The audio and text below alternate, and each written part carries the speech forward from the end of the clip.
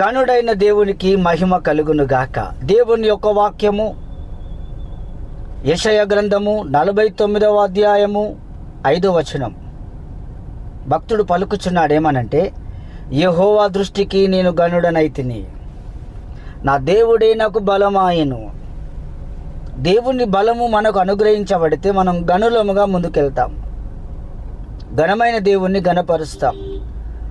ఒక తండ్రి తన కుమారుణ్ణి పెంచి పెద్ద చేసి చదివించినప్పుడు, ఉద్యోగం వచ్చినప్పుడు, తను మంచి జాబ్ చేసి తన తండ్రికి ఘనమైన పేరును తెచ్చే విధంగా ఉంటే తన తండ్రి అంటాడు, నా కుమారుడు గనుడయ్యా, గొప్పవాడయ్యా అని చెప్తాడు.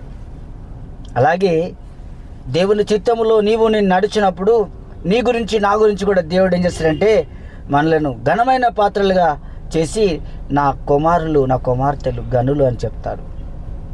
ఆయన దృష్టిలో మనం ఘనముగా ఎంచబడతాము గనక ఆయనకు మంచి పేరు వచ్చే విధంగా మనము సువార్తను ప్రకటించదుముగాక, ప్రార్థనలు చేయుదుముగాక, సహవాసముగా కూడుదుముగాక. ఆయన ఆత్మచేత నింపబడి ఘనమైన పాత్రలుగా చేయబడుదుముగాక. Praise the lord.